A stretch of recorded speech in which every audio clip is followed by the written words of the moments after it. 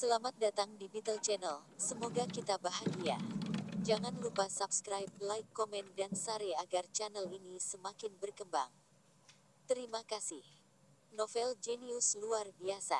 Bab 371. Karena itu sudah terjadi. Mereka berdua saling menatap. Tapi ada masalah.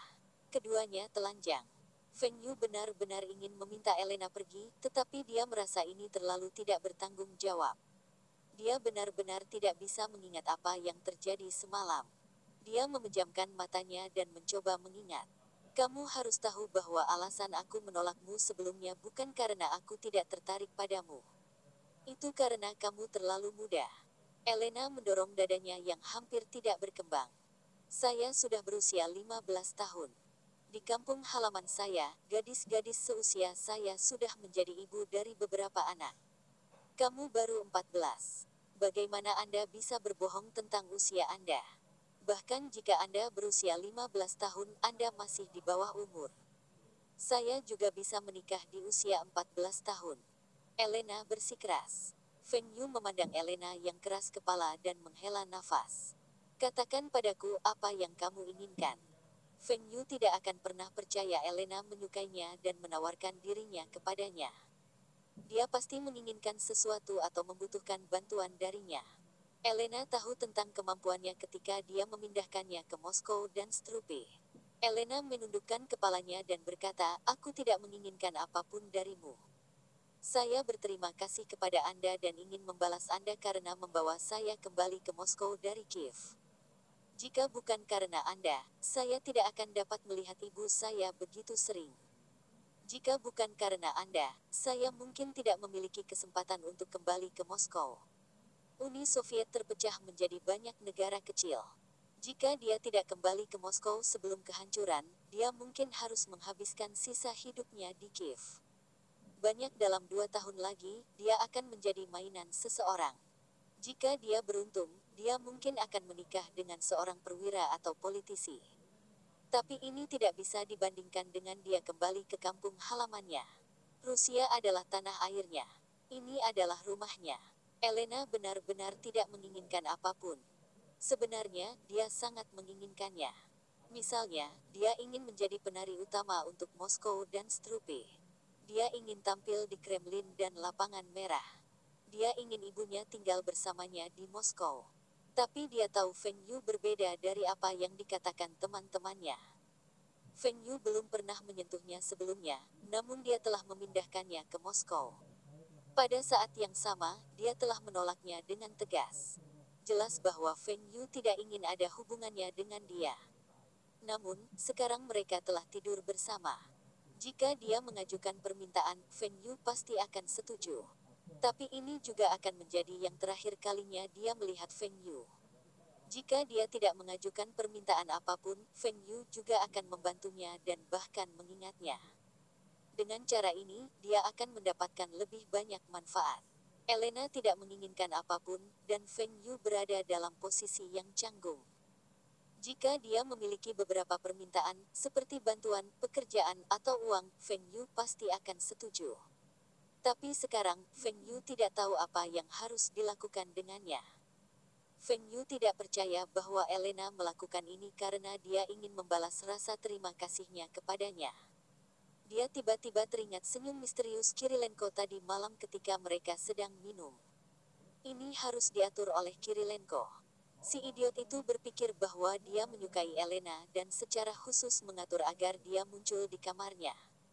Sial, itu hanya ucapan biasa ketika aku baru saja memintamu untuk merawatnya sebelumnya.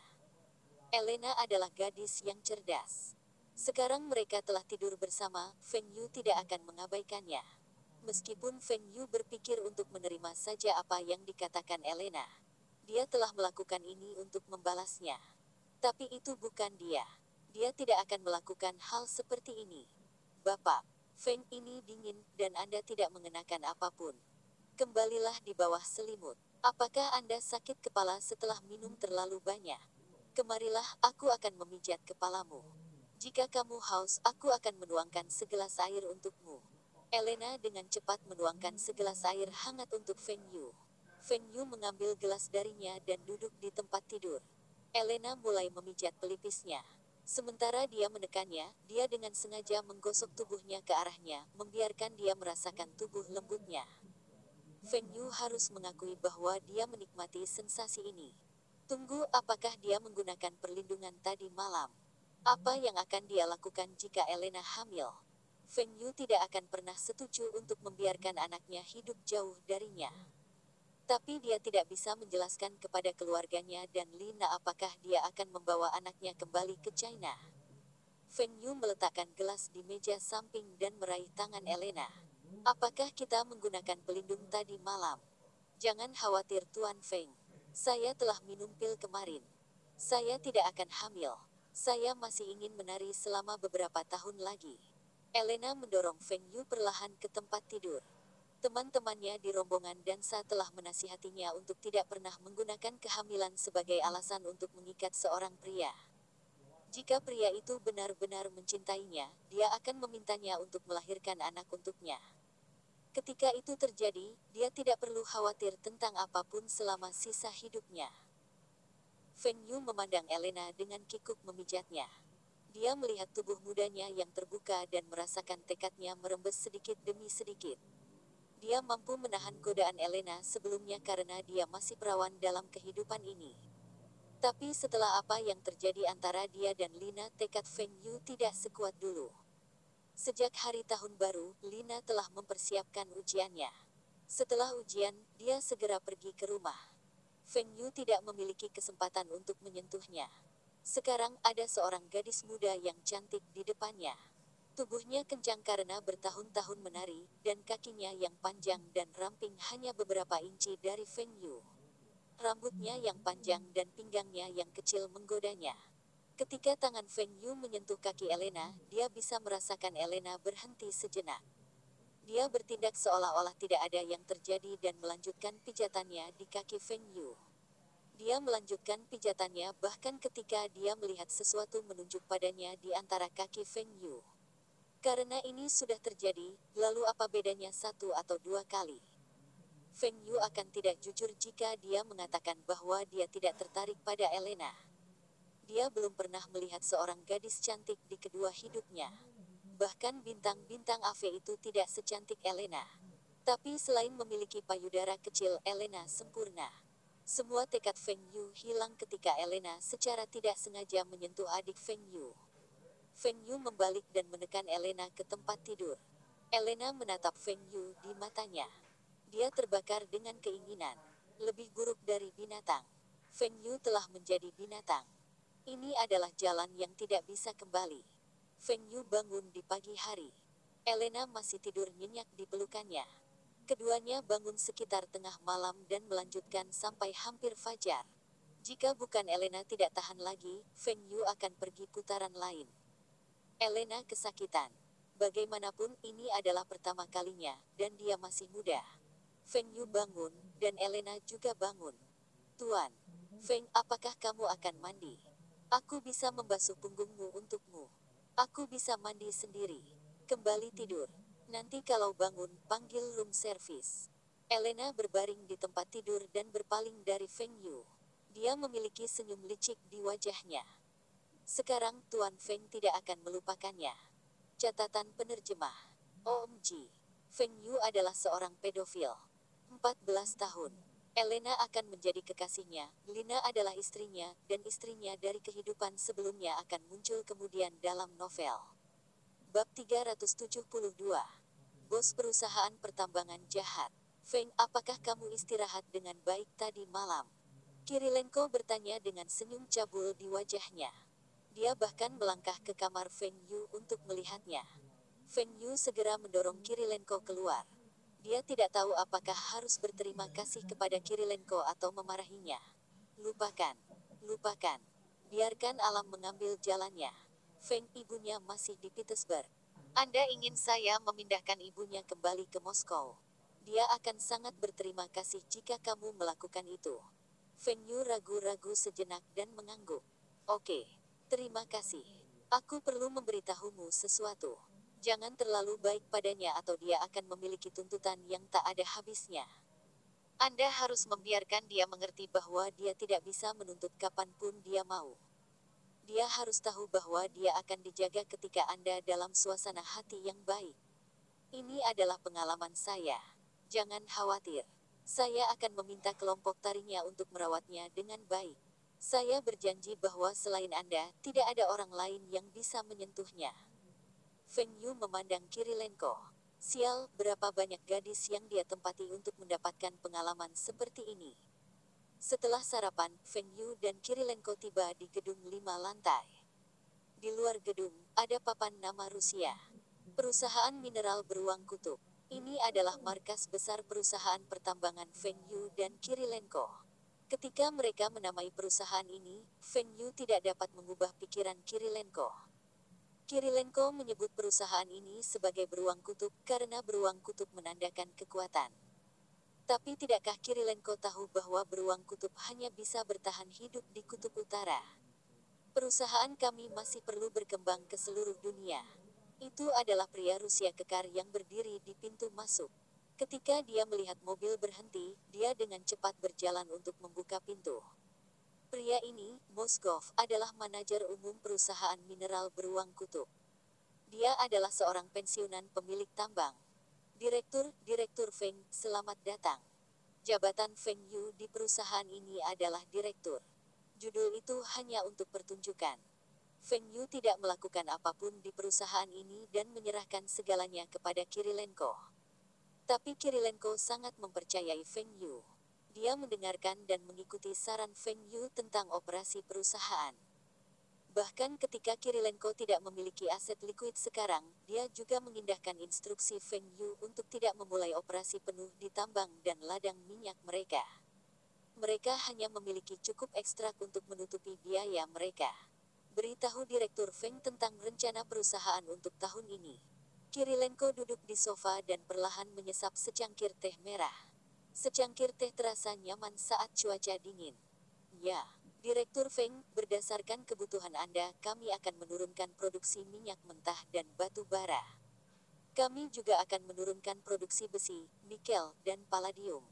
Sebagian besar tambang kami akan ditutup sementara. Kami akan membayar pekerja kami 50% dari gaji mereka untuk jangka waktu ini karena kami tidak akan menghasilkan keuntungan. Ini untuk menurunkan biaya kami.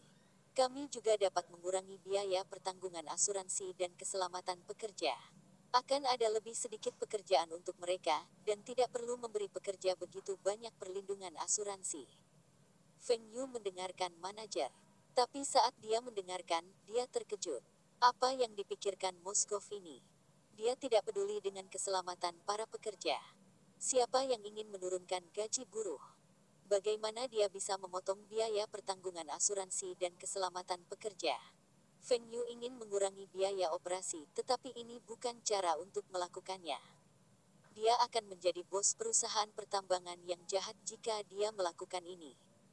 Mereka bisa menjual apapun yang mereka hasilkan dari tambang. Meskipun harga tidak tinggi sekarang, masih ada keuntungan. Feng Yu hanya ingin mengontrol jumlah yang mereka tambang. Dalam 2 tahun lagi, dia akan menjual mineral itu ke China. Pabrik seperti pabrik motor banyak menggunakan besi. Meskipun perusahaan mesin tidak memproduksi baja, perusahaan mesin dapat bekerja sama dengan pabrik baja. Tidak peduli apa, tambang itu menguntungkan. Uang yang digunakan untuk membeli tambang ini lebih rendah dari nilai sebenarnya. Juga, Feng Yu dan Kirilenko telah menggunakan rubel yang dipinjam dari bank-bank Uni Soviet untuk membeli ranjau ini. Tambang ini hampir gratis. Tidak akan pernah ada kerugian dengan tambang ini. Sebuah perusahaan yang menguntungkan akan mengurangi gaji pekerjanya dan bahkan menurunkan pertanggungan asuransi mereka. Ini terlalu banyak. Feng Yu memandang Kirilenko. Kakaki, apakah Anda setuju dengan ini? Kirilenko memandang Feng Yu. Tentu saja. Kita bisa menghemat banyak jika kita melakukan ini. Setelah saya mendirikan perusahaan ini barulah saya menyadari bahwa biaya penambangan sangat tinggi. Saran Moskov bagus. Anda tidak setuju? Kirilenko bingung dengan reaksi Feng Yu. Tidakkah Anda ingin kami menghemat uang dan menurunkan produksi? Moskov telah memikirkan cara untuk membantu kami menghemat biaya. Mengapa Anda tampak tidak bahagia? Ini adalah solusi terbaik. Mungkinkah Anda memiliki ide yang lebih baik? Feng Yu menghela nafas. Ini adalah pemikiran orang-orang yang memiliki hak istimewa. Ini adalah salah satu alasan mengapa Uni Soviet hancur. Saudara Ki, jika perusahaan kami menambang 30% dari kapasitas penuh kami akan dapat menghasilkan beberapa keuntungan dan menutupi biaya operasional kami. Keuntungannya akan cukup untuk mengganti peralatan lama. Saya telah mengatakan kepada Anda untuk memotong biaya, tetapi ini bukan cara untuk melakukannya. Apa yang terjadi jika pekerja kita meninggal dalam kecelakaan di tambang kita? Kami tidak dapat membiarkan pekerja kami meninggal atau terluka karena kecelakaan di tambang kami. Saya yakin Anda tidak ingin anggota keluarga pekerja kita melakukan protes di depan pintu rumah kita. Apakah menurut Anda kompensasi akan lebih rendah daripada premi asuransi? Feng, apa maksudmu? Saudara Ki, kami menjalankan bisnis dan citra kami sangat penting bagi kami. Kita harus memiliki citra positif baik untuk diri kita sendiri maupun perusahaan kita. Apa pendapatmu tentang perusahaanku? Ini baik. Perusahaan Anda mempercayai saya dan memperlakukan saya dengan sangat baik. Itu juga alasan mengapa saya mengikuti saran Anda untuk mengelola perusahaan pertambangan ini. Bahkan ketika Anda ingin membeli barang-barang terlarang itu, saya juga mencoba yang terbaik untuk membantu Anda. Saya tidak bisa menjual barang-barang ini kepada orang lain, tetapi saya bersedia menjualnya kepada Anda. Betul sekali. Anda mempercayai perusahaan saya dan saya. Bahkan ketika saya tidak ada, staf saya akan tetap berdagang dengan perusahaan Anda. Bahkan ketika ada beberapa kesalahan dengan jumlah barang sesekali, Anda tidak akan keberatan. Itu karena Anda tahu bahwa staf saya dan saya tidak akan menipu Anda. Ini adalah kepercayaan yang Anda miliki pada kami. Ini adalah kepercayaan yang dibangun oleh perusahaan saya. Ini juga merupakan dasar dari perusahaan saya. Sekarang Anda membiarkan perusahaan kami memotong gaji pekerja kami, mengurangi cakupan mereka, mengabaikan keselamatan mereka, dan Anda bahkan tidak peduli dengan kehidupan mereka. Feng Yu berhenti sejenak dan melanjutkan. Ketika kami memutuskan untuk meningkatkan produksi kami, bagaimana Anda akan mendapatkan pekerja? Jika beberapa kecelakaan terjadi di tambang kami, semua pekerja kami mungkin akan keluar begitu saja. Dibandingkan dengan menghasilkan uang, nyawa lebih berharga. Ini adalah akal sehat. Para pekerja selalu dapat mencari pekerjaan lain yang membayar mereka lebih baik daripada gaji 50% di sini. Itu sebabnya gaji pekerja tidak bisa dipotong. Cakupan asuransi dan peralatan keselamatan mereka tidak dapat dikurangi. Kita bahkan harus mempublikasikan bahwa bahkan ketika tambang kita tidak menghasilkan keuntungan, kita tidak mengurangi gaji para pekerja dan tetap membayar mereka secara penuh. Kita harus memberitahu semua penambang bahwa perusahaan kita memiliki hati nurani. Dengan cara ini, akan lebih mudah untuk merekrut pekerja berpengalaman ketika kita ingin meningkatkan produksi tambang kita. Kirilenko dan Moskov saling memandang. Tampaknya Feng Yu benar. Apakah mereka salah sebelumnya? Mungkin mereka harus mencoba cara Feng Yu. Bab 373. Kekurangan petani di Rusia. Setelah menyelesaikan pekerjaannya di perusahaan pertambangan, Feng Yu diseret ke restoran oleh Kirilenko. Sudah waktunya untuk makan siang. Anda menyebutkan bahwa Anda ingin bir kemarin malam. Hari ini kita akan minum bir. Duang gelombang sebuah tong besar bir diletakkan di atas meja. Mata Feng Yu hampir keluar. Apakah orang Rusia minum bir per barel? Ini adalah satu tong penuh bir. Setidaknya ada 10 liter. Itu setara dengan 20 botol. Sial, Kirilenko juga jago minum bir. Direktur Feng, saya mendengar dari direktur bahwa Anda suka minum bir. Sutradara tidak suka minum minuman keras dengan kadar alkohol rendah. Jadi, saya akan menemani Anda minum bir. Mari kita memiliki satu barel terlebih dahulu. Jika tidak cukup, kita bisa memesan lebih banyak. Moskov berkata dan mengangkat cangkirnya ke Feng Yu. Pesan lagi. Ini adalah 10 liter bir. Satu barel masing-masing. Bahkan jika ini air biasa, dia tidak bisa menyelesaikannya. Feng Yu menyadari bahwa tidak ada cara untuk bersaing dengan orang-orang Rusia ini dalam hal minum. Kakak Ki kamu. Baik, ayo minum bir. Feng Yu ingin meminta bantuan Kirilenko, tetapi dia melihat Kirilenko memegang segelas vodka. Jika Feng Yu memilih minuman keras untuk diminum, dia masih akan memilih bir daripada vodka. Setidaknya dia akan merasa lebih baik jika itu bir. Moskov dan Feng Yu menenggak segelas bir, begitu cangkir 1 liter mereka terisi. Ini adalah budaya minum Rusia. Untuk menghentikan mereka dari memaksa dia untuk minum, adalah berbicara dengan mereka. Buat pihak lain sibuk dan tidak punya waktu untuk mengangkat cangkirnya. Kakak Ki, bagaimana penjualan Superfans? Feng Yu memandang Kirilenko. Dia bertekad untuk tidak melihat Moskov. Tidak buruk. Saya tidak mengharapkan kipas angin listrik untuk meniupkan udara hangat. Bagian terbaik dari penggemar ini adalah mereka tidak berisik dan menghemat ruang. Kirilenko menjawab. Dia sangat terkesan dengan Feng Yu. Feng Yu selalu bisa menghasilkan produk menarik yang populer di kalangan konsumen. Kirilenko tahu bahwa dia tidak memiliki bakat seperti itu. Tapi dia punya teman baik bernama Feng Yu. Kirilenko masih memiliki kendali atas beberapa saluran penjualan bekas Uni Soviet dan investasi Feng Yu yang paling signifikan adalah bermitra dengannya. Itu sebabnya Kirilenko hanya iri pada Feng Yu dan tidak cemburu padanya. Bagaimana dengan mesin pertanian?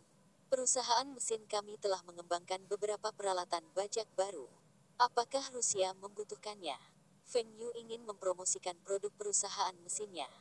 Jika dia bisa menjual mesin pertaniannya ke Rusia, itu berarti teknologinya semakin baik dan bahkan bisa mengekspor ke negara industri maju. Tentu saja, itu juga kota Bing yang terletak di dekat perbatasan dan murah untuk mengangkut mesinnya ke Rusia. Akan ada banyak keuntungan. Jika Feng Yu mengekspor ke negara lain, keuntungannya tidak akan setinggi ini. Mengekspor produknya ke negara lain telah menjadi tujuan Feng Yu. Tetapi Rusia tidak tertarik, maka tidak ada gunanya memikirkan negara lain. Kirilenko mengerutkan kening dan berkata dengan nada minta maaf. Feng, kami tidak membutuhkan mesin pertanian ini. Mesin pertanian kami sendiri mungkin bukan yang terbaik, tetapi masih setara dengan milik Anda. Selanjutnya, Jerman telah mengimpor mesin jenis ini ke Rusia.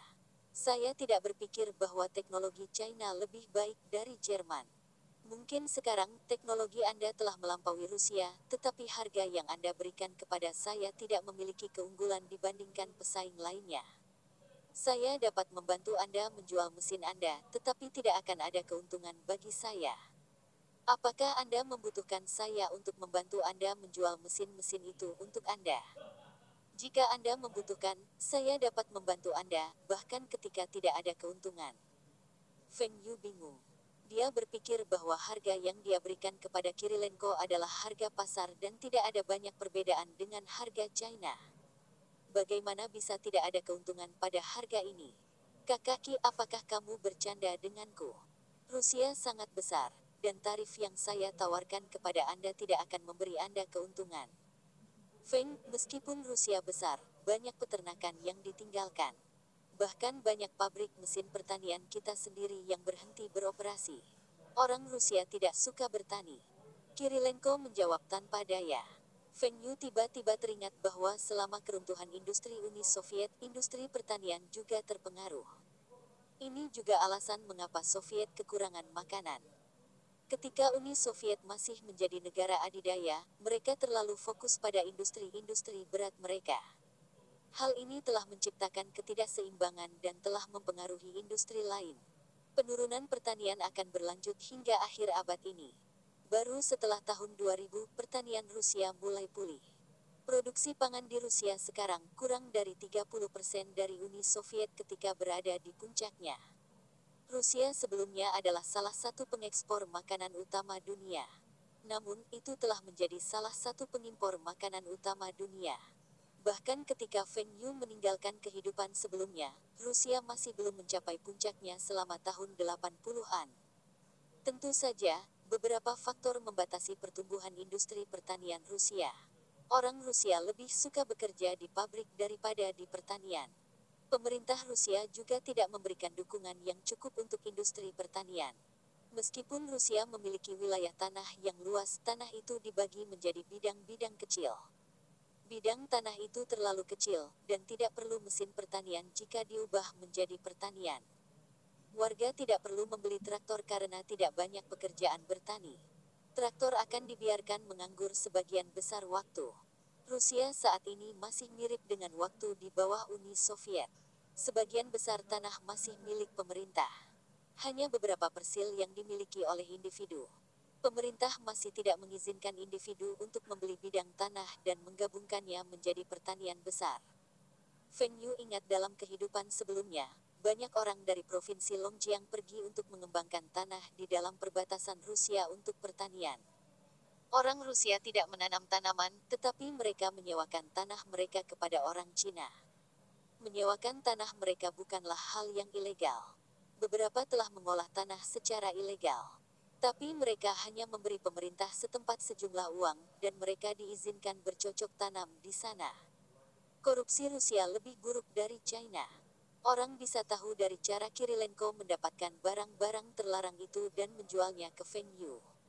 Feng Yu telah mendengar tentang tangki bekas yang dimodifikasi menjadi traktor di kehidupan sebelumnya. Dia mendengar bahwa itu dilakukan oleh orang-orang Cina yang telah pergi dan mendirikan pertanian di Rusia.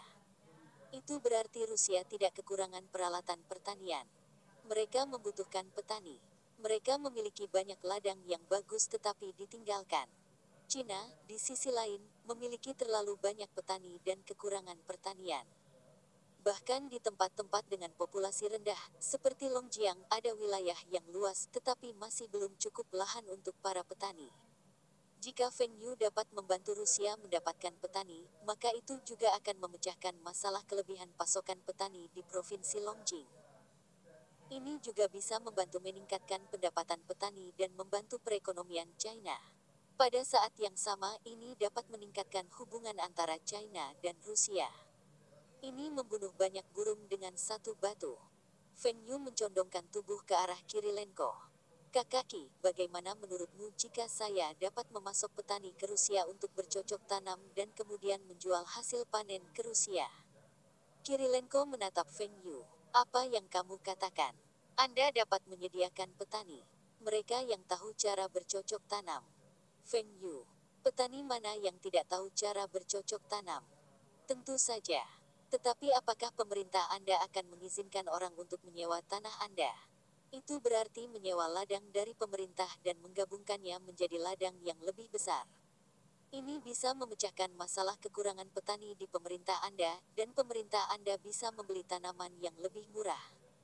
Negara Anda tidak perlu lagi bergantung pada impor makanan. Bagaimana menurutmu? Berapa banyak petani yang bisa kamu dapatkan? Kirilenko bertanya dengan penuh semangat. Setidaknya lebih dari 1.000 petani.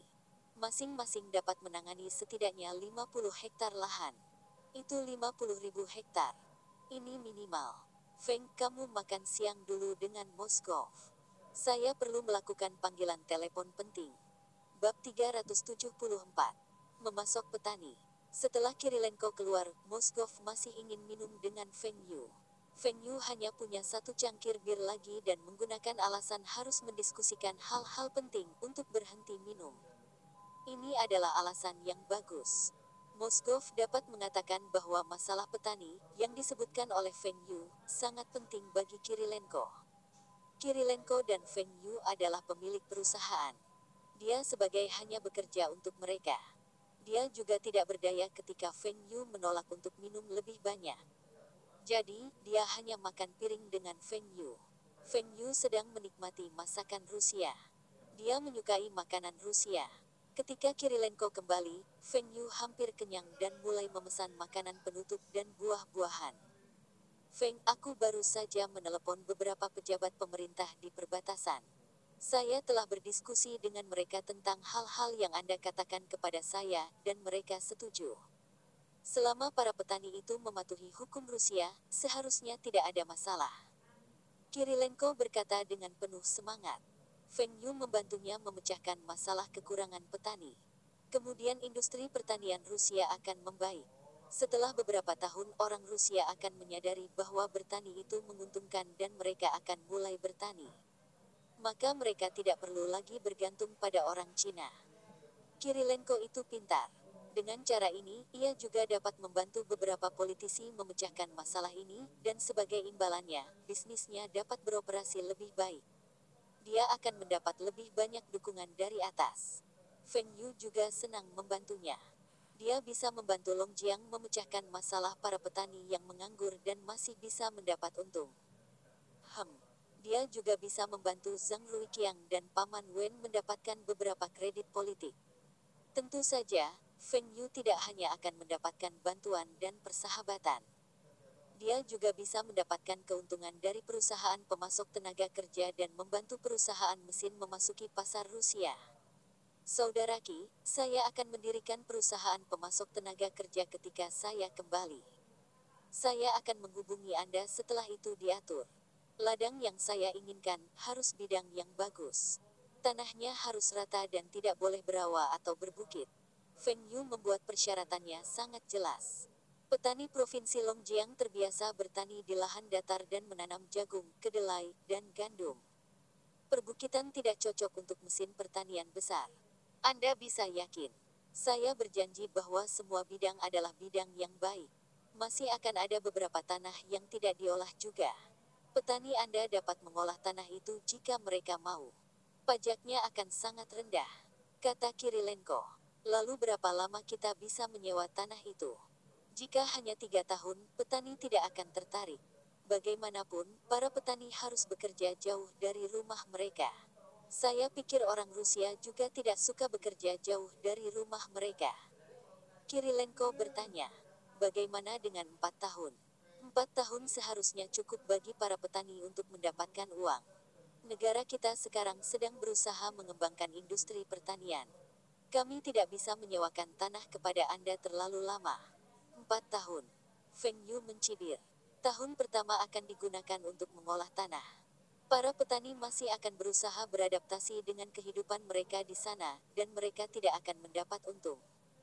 Tahun kedua dan seterusnya, para petani bisa melihat beberapa keuntungan. Tapi jika mereka membeli traktor dan peralatan pertanian lainnya, membangun rumah 4 tahun tidak akan cukup. Jika petani tidak dapat menghasilkan uang, dan Feng Yu masih mengumpulkan uang mereka, maka Feng Yu tidak akan dianggap membantu perekonomian China. Dia hanya akan mendapatkan penghasilan dari rekan senegaranya dan membuat rekan senegaranya bekerja secara gratis. Durasi harus setidaknya 5 tahun. Feng Yu ingat bahwa industri pertanian Rusia mulai pulih setelah Putin naik ke tampuk kekuasaan. Reformasi pertanian Rusia diprakarsai oleh Putin ketika menjadi wakil presiden. Putin bertanggung jawab atas perkembangan ekonomi Rusia ketika Yeltsin berkuasa. Itu akan terjadi 6 tahun kemudian, dan ada cukup waktu bagi para petani Cina untuk menghasilkan uang. Kaki, menurut saya kontrak kita harus sampai tahun 2000. Semakin lama, semakin fokus petani. Mereka akan berusaha lebih keras dan hasil mereka akan lebih tinggi. Dengan cara ini, pemerintah Anda akan mendapatkan lebih banyak hasil panen. Kami juga dapat menetapkan persentase hasil panen petani sebagai pajak dan sewa. Ini akan menjadi situasi yang saling menguntungkan bagi petani dan pemerintah. Dengan demikian, setiap perubahan harga hasil panen tidak akan mempengaruhi petani. Kalau kita hitung tahun ini, ada 9 tahun lagi. Ini terlalu panjang. Politisi itu tidak akan setuju. Saya dapat membantu Anda membujuk para politisi untuk memperpanjang durasi menjadi 5 tahun.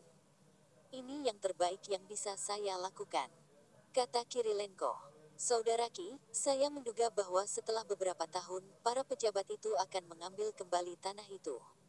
Meskipun ini bagus untuk Rusia, saya berani mengatakan bahwa petani Rusia Anda tidak akan dapat menghasilkan uang. Tidak mudah menjadi petani yang baik. Keluarga saya juga memiliki peternakan. Saya tahu lebih banyak tentang pertanian daripada Anda. Misalnya, jika saya meminta Moskov dan Anda menjadi petani, apakah Anda yakin dapat menghasilkan uang? Kirilenko dan Moskov saling memandang dan tahu jawabannya. Kirilenko berpikir dalam hatinya. Itu berarti setelah 9 tahun, ladang dikembalikan ke Rusia, petani mereka masih tidak tahu apa-apa tentang pertanian.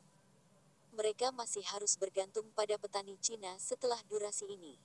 Kakaki, bukan urusan kita untuk membahas ini. Saya dapat membantu Anda mempekerjakan petani dari Provinsi Longjiang. Mengapa tidak membiarkan pejabat pemerintah Longjiang berdiskusi dengan pejabat Rusia? Kami dapat memperkenalkan kedua belah pihak dan mereka masih akan berutang budi kepada kami.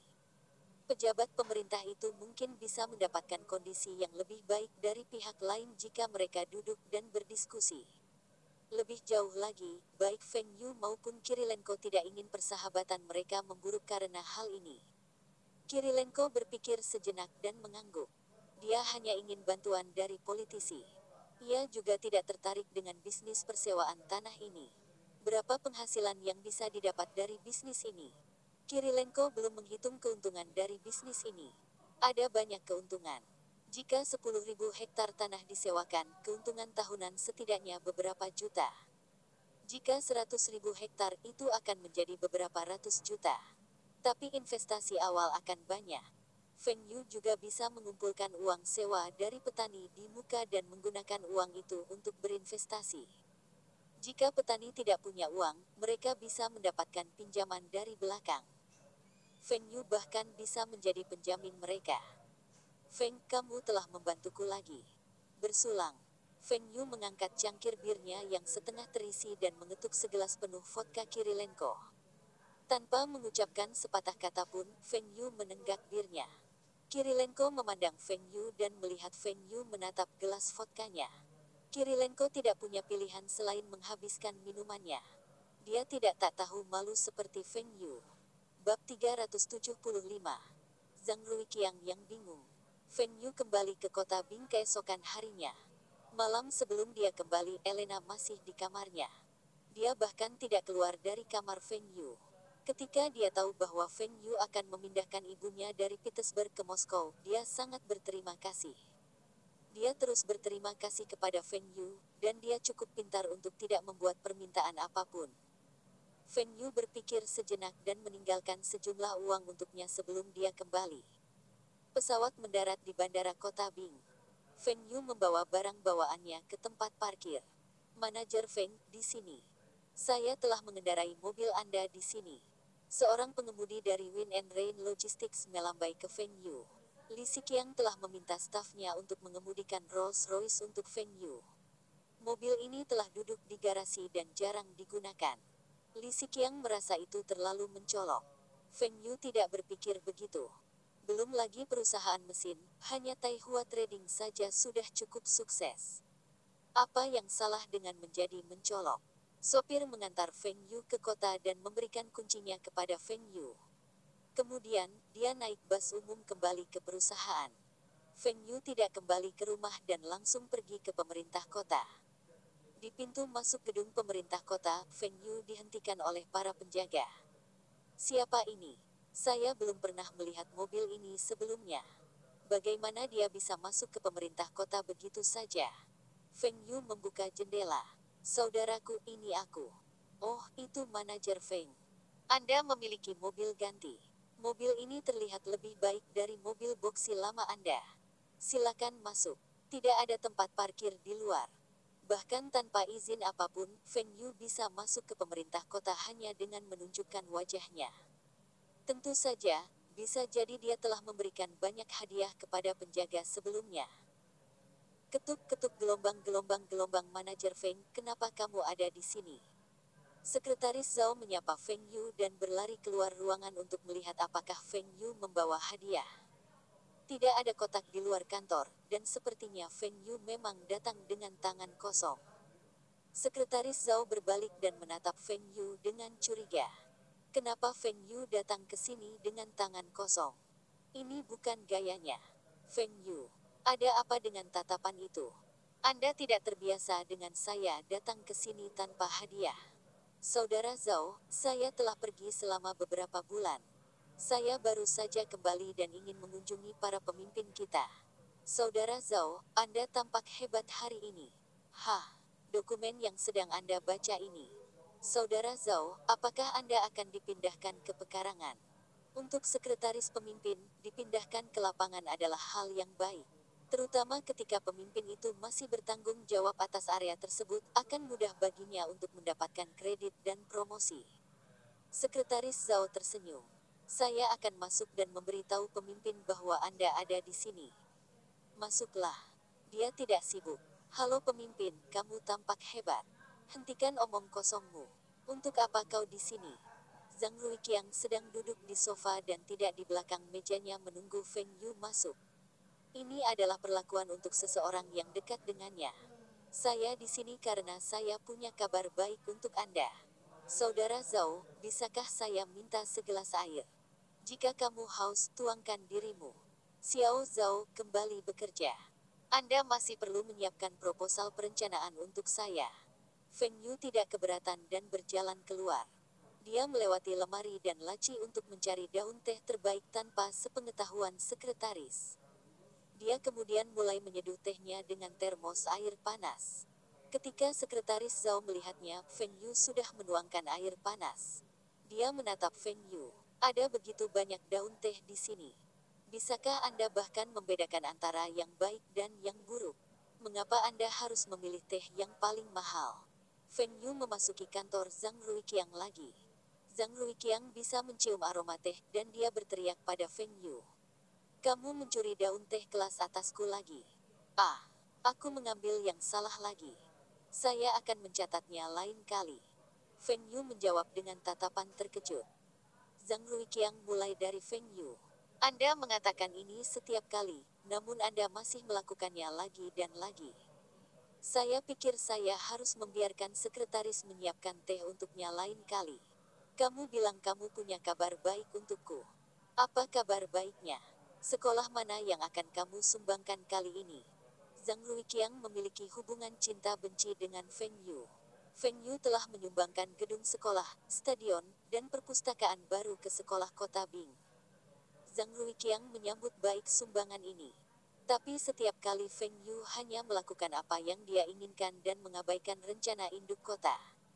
Sekolah di distrik itu tidak memiliki banyak siswa, namun Feng Yu membangun gedung baru yang luas untuk sekolah itu. Bahkan ada perpustakaan baru yang luas. Sekolah kecil di distrik itu tidak perlu memiliki fasilitas seperti itu. SMA ketiga itu juga. Feng Yu telah menyumbangkan stadion baru ke sekolah itu. Berapa banyak siswa yang ada di sekolah menengah ketiga? Apakah mereka bahkan membutuhkan stadion baru itu? Kota sudah merencanakan pembangunan stadion baru untuk sekolah di pinggiran kota. Stadion di lokasi itu juga bisa melayani distrik-distrik terdekat. Tapi Feng Yu menolak. Semua orang tahu bahwa sumbangan Feng Yu adalah untuk orang-orang yang dekat dengannya, dan bukan untuk melihat apakah daerah itu membutuhkannya atau tidak. Anda tidak setuju dengan saya. Baik, maka saya tidak akan menyumbang. Memiliki sumbangan lebih baik daripada tidak sama sekali. Ini bisa membantu pemerintah kota menghemat uang. Uang yang disimpan dapat digunakan di sekolah lain. Tahun lalu, Feng Yu bertaruh dengan Zhang Ruiqiang. Mereka bertaruh pada 10 gedung sekolah baru, dan pemerintah dapat memilih di mana mereka ingin gedung baru itu dibangun. Pada akhirnya, Zhang Ruiqiang kalah. Tahun lalu, semua orang berpikir bahwa China akan memenangkan tawaran Olimpiade. Tapi Feng Yu berpikir sebaliknya.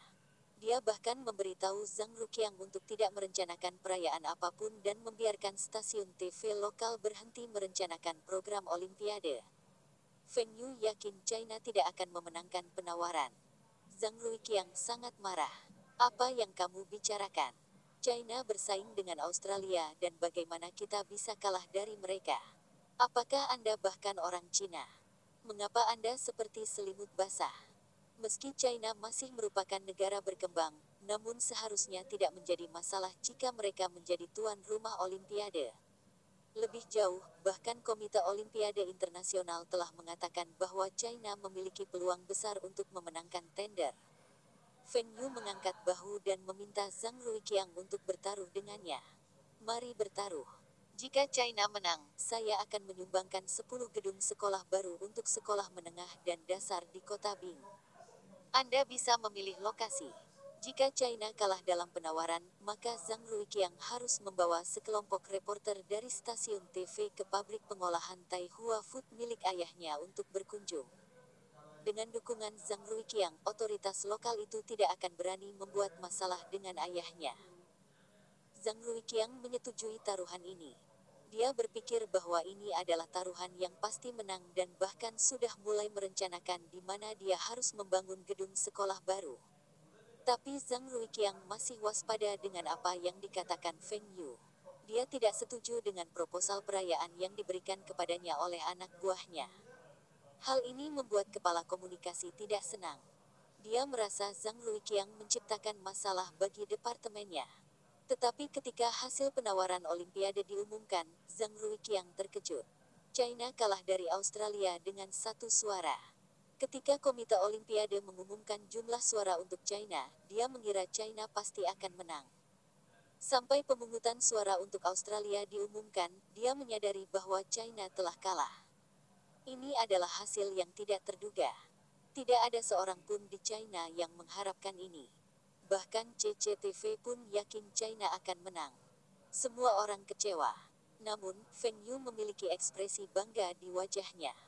Dia meraih telepon kantor Zhang Ruiqiang dan menelepon ayahnya untuk mempersiapkan kunjungan wakil wali kota Zhang. Zhang Ruiqiang tidak mengerti mengapa Feng Yu begitu yakin bahwa Australia akan menang. Mungkinkah Feng Yu bisa meramalkan kejadian di masa depan? Pada saat itu, Feng Yu tersenyum bangga. Saya seseorang dari masa depan dan bukan peramal. China kalah dalam tawaran ini karena alasan ekonomi dan politik. Negara-negara Eropa dan AS itu tidak ingin China membalikkan citranya sebagai negara miskin, terbelakang, dan tidak berpendidikan. Wali kota Zhang, saya di sini bukan untuk menyumbangkan gedung sekolah. Saya di sini untuk menyelesaikan masalah petani kota Bing. Bantu kota Bing kami menyelesaikan masalah petani. Zhang Ruiqiang bingung. Feng Yu sangat mulia. Bersambung, terima kasih telah menyaksikan dan